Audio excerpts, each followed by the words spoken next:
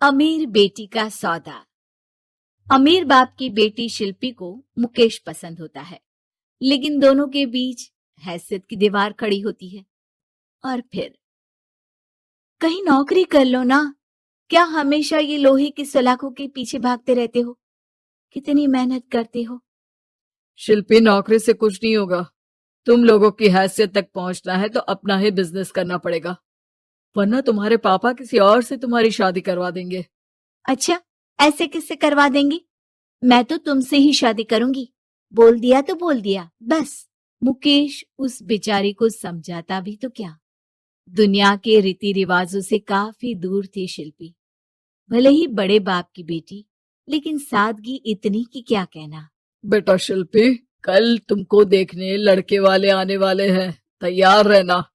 मैंने तुम्हारी माँ को समझा दिया है। घर के सारे नौकर चाकर को वो समझा देगी कि स्वागत कैसे करना है। कैसी बात कर रहे हैं पापा? मैं तो मुकेश से प्यार करती हूँ, उसी से शादी करूंगी। मैंने आपको बताया था ना। मुकेश किसका बेटा है? वो स्टील किंग सिंघानिया का, या वो जो बड़े ज्वेलरी वाले हैं मेहता, उनका? नहीं नहीं पापा, अ, वो अपना ही काम करता है, लेकिन एस्टेब्लिश नहीं है अभी। पापा, वो आपके पास तब आएगा जब कुछ बन जाएगा। आप प्लीज थोड़ा सा वक्त दे दीजिए। पिता को शिल्पी की बात पर गुस्सा आ जाता है। वो उससे कुछ नहीं कहते और शिल्पी की माँ के पास जाते हैं। ये संस्कार देकर बड़ा किया तुमने शिल्पी को, और कैसे मैं किसी भिखारी के साथ उसकी शादी कर दूं? कौन है ये मुकेश? मैं जानती हूँ, बड़ा ही होनहार लड़का है। शिल्पी से बहुत प्यार करता है और शादी करना चाहता है। अरे ऐसे कैसे मैं किसी से भी अपनी बेटी की शादी कर दूं? कोई भी उठकर आए और कहे कि मैं शादी करना चाहता हूं तो मैं शादी कर दूं? कान खोल कर सुन लो, कल उसे अच्छे से तैयार कर देना, क्योंकि जो लड़का मैंने देखा है शिल्पी के लिए, वो करोड़पति घर का बेटा है, समझी? लाख मना करने पर भी शिल्पी को उस लड़के से मिलवाया जाता है जो उसके पिता ने उसके लिए देखा था। देखिए, मैं किसी और से प्यार करती हूँ और उसी से शादी करूंगी। ये तो बहुत अच्छी बात है कि तुम किसी और से प्यार करती हो, क्योंकि मैं भी किसी और से प्यार करता हूँ। लेकिन शादी तो हम दोनों को ही करनी होगी, जानती हो ना, ये बिजनेस और ये सारा कुछ। शिल्पी को समझ में नहीं आता कि वो क्या कह रहा है, लेकिन वो समझ जाती है कि वो लड़का भी किसी और से प्यार करता है। पिताजी, वो भी कह रहा था कि वो किसी और से प्यार करता है। हाँ तो करने दो ना, हमने तो नहीं रोका। तुम अपना देखो, शादी के लिए हाँ कर कर गया है वो। लेकिन क्यों? अरे वो और मैं दोनों ही एक दूसरे से प्यार नहीं करते, फिर शादी क्यों कर ले? पापा, एक बार सिर्फ मेरे कहने पर आप मुकेश से मिल ले।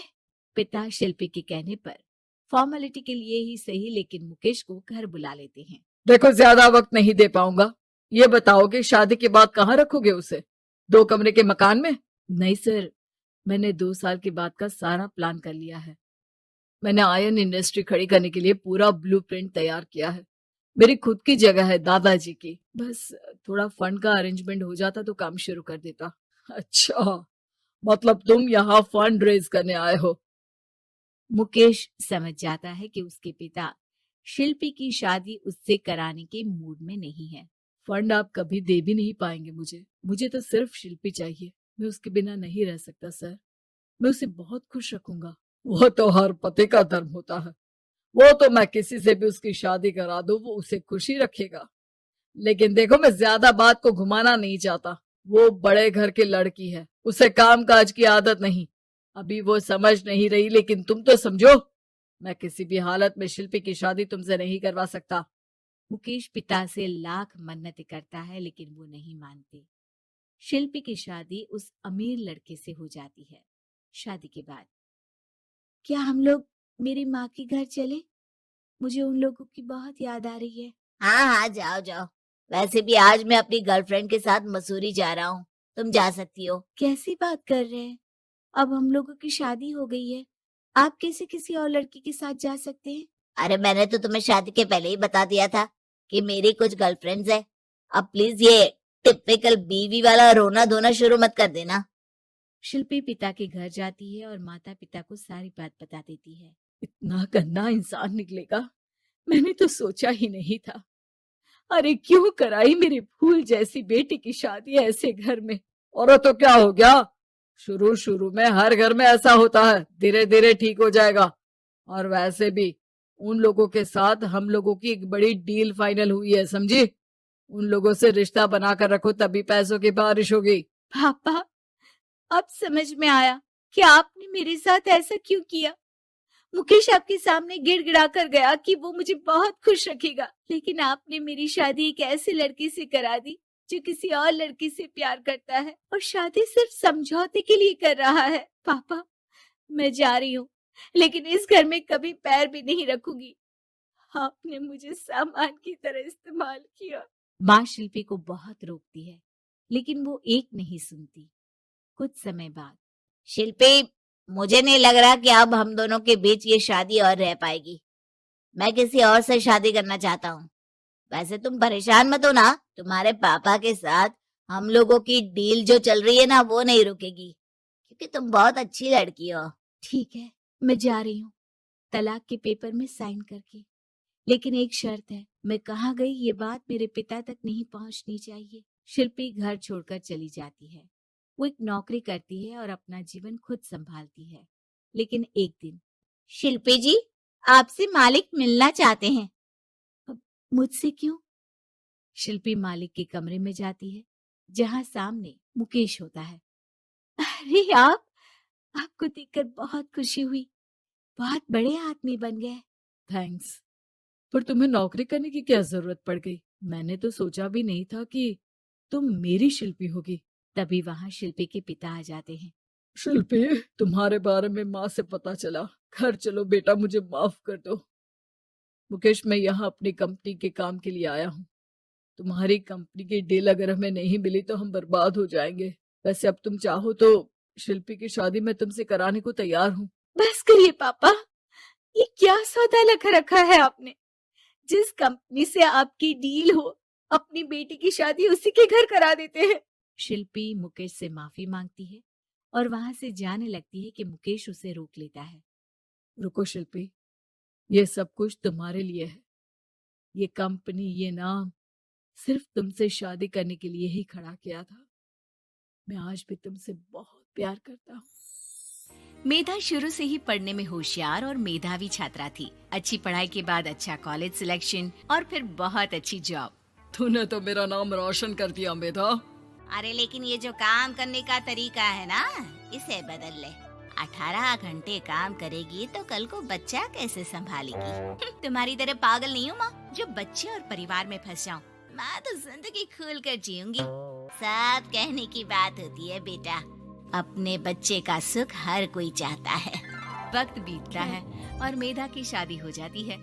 शादी के कुछ सालों में ही मेधा एक सुंदर सी बेटी की माँ बन जाती है। अरे यार, मेरी मैटरनिटी लीव खत्म हो रही है, क्या करे? माँ भी नहीं आ सकती, कैसे मैनेज करूँ?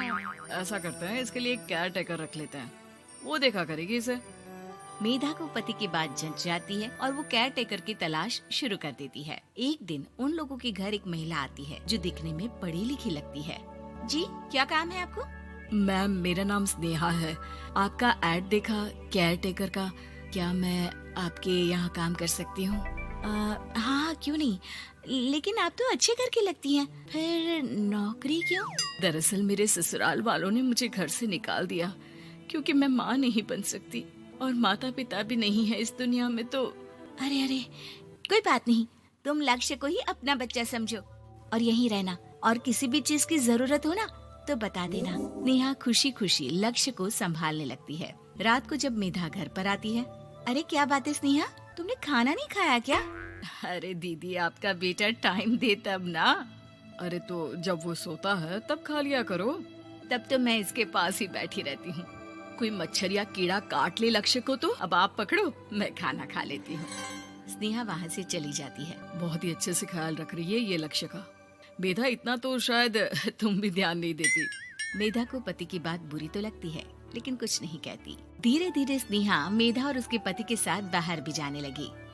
सुनो, स्नेहा को भी बाजार ले चलते हैं, वो क्या है ना, लक्ष्य को देख लेगी जब तक मैं शॉपिंग कर लूंगी। हाँ चलो, वैसे मैं चाह रहा था कि लक्ष्य को लेकर हम दोनों ही चलते। क्या यार, तुम तो फ्री में इमोशनल हो जाते हो। कितना देख लेंगे हम दोनों मिलकर, ले चलो उसे। कार से निकलकर मेधा और लक्ष्य रोड क्रॉस कर रहे थे कि सामने से कार आ जाती है। मेधा का ध्यान नहीं होता, लेकिन स्नेहा तुरंत लक्ष्य को मेधा से छीन लेती है। मेधा गिर जाती है और कार मेधा को छूकर निकलती है, जिससे मेधा को खून आ जाता है। पति मेधा को हाथ देकर उठाता है। स्नेहा लक्ष्य को लेकर गले लगाई रहती है। थैंक्स स्नेहा, मैंने तो ध्यान ही नहीं दिया था कि कार आ रही है। स्नेहा का गुस्सा मालकिन पर टूट पड़ता है। अरे कैसी माँ है आप। अगर आज कुछ लक्ष्य को हो जाता तो मैं आपको कभी माफ नहीं करती। छोटा सा बच्चा है, उसे चोट लगती है तो पता है कितनी तकलीफ होती है। पति भी स्नेहा को देखने लगता है कि उसे क्या हो गया। मेधा को स्नेहा पर काफी गुस्सा आ जाता है। घर आकर कहती है, देखो स्नेहा, माना तुम लक्ष्य को बहुत प्यार करती हो, लेकिन वो मेरा बेटा है। मैं कभी जानबूझकर उसके साथ बुरा नहीं कर सकती, समझी? मुझे माफ कर दीजिए, मैं लक्ष्य को लेकर कुछ ज्यादा ही सेंसिटिव हो चुकी हूँ। मैं ध्यान रखूंगी कि आगे से ऐसा ना हो। मेधा का मन स्नेहा से अब हटने लगा था। एक शाम मेधा ऑफिस से घर आती है कि लक्ष्य उसे दिखाई नहीं देता और ना ही स्नेहा। वो स्नेहा के कमरे में जाती है जहाँ दोनों सो रहे होते हैं। अरे स्नेहा, लक्ष्य को आज इस कमरे में क्यों सुला दिया? दीदी मुझे नींद आ रही थी, ऐसे में उसे कमरे में अकेले लिटाना मुझे ठीक नहीं लगा। मेधा बच्चा उठाने लगती है कि स्नेहा टोक देती है। रहने दीजिए ना दीदी, सो रहा है, फालतू में नींद खराब हो जाएगी। मेधा को गुस्सा आ जाता है और वो बच्चा उठाकर वहाँ से चली जाती है। अगले दिन मेधा स्नेहा को बुलाती है, साथ में एक और लड़की खड़ी होती है। स्नेहा, अब तुम अपना कुछ और देख लो, हम लोगों को नई केयर टेकर मिल गई है, तुम इस हफ्ते घर छोड़ देना। स्नेहा का मन लक्ष्य को छोड़ने का नहीं करता, लेकिन नौकरी तो नौकरी होती है ना। स्नेहा घर से चली जाती है। धीरे धीरे महीने और साल बीतते जाते हैं और लक्ष्य एक नौजवान लड़का हो जाता है। लक्ष्य, आज मुझे मंदिर जाना है, ले चलोगे? ठीक है माँ, एक काम करके अभी वापस आता हूँ, तब तक आप और पापा दोनों तैयार हो जाइए। दोनों तैयार होकर बैठ जाते हैं, लेकिन लक्ष्य काफी देर तक नहीं आता। अरे मेधा, फोन तो करो लक्ष्य को, देखो क्या हो गया उसे। मेधा फोन करती है तो पता चलता है कि लक्ष्य का एक्सीडेंट हो गया है और वो सिटी अस्पताल में है। जल्दी चलिए, पता नहीं कैसा होगा मेरा बेटा। अरे चिंता ना करो, सब ठीक होगा, मैं अभी कार निकालता हूँ। दोनों मियाँ बीवी अस्पताल पहुँचते हैं, जहाँ वो लोग देखते हैं कि लक्ष्य बिस्तर पर पड़ा होता है। एक महिला इन्हें यहाँ लेकर आई है, वो वहाँ बैठी है, लेकिन फिलहाल तो आप लोगों को इनके लिए किडनी का प्रबंध करना होगा। एक्सीडेंट में इसकी किडनी डैमेज हो गई है। मेरी ले लीजिए डॉक्टर साहब, मेरे बेटे को बचा लीजिए। नहीं नहीं, आप माँ हैं, आपकी नहीं ले सकते, पिता की भी नहीं। आप किसी रिलेटिव या दोस्त से पता कर लें, और हाँ थोड़ा जल्दी करें क्योंकि देर होने से मामला बिगड़ सकता है। मेधा बैठकर रोने लगती है कि वहाँ डॉक्टर आ जाते हैं। जिस औरत ने आपके बेटे को यहाँ भर्ती कराया था, वो अपनी किडनी आपके बेटे को देना चाहती है। कौन है वो, कहाँ है वो? तभी वहाँ स्नेहा आ जाती है। स्नेहा तुम? मैं लक्ष्य को पहचान नहीं पाई थी, लेकिन आप लोगों को देखकर समझ गई कि ये लक्ष्य है, इसलिए वापस आ गई। मैं अपनी किडनी आपके बेटे को देना चाहती हूँ। मेरी अपनी तो कोई औलाद नहीं, लेकिन लक्ष्य में मैंने हमेशा अपना बच्चा देखा। तुम धन्य हो स्नेहा, जो इतने साल में भी लक्ष्य को भूल नहीं पाई।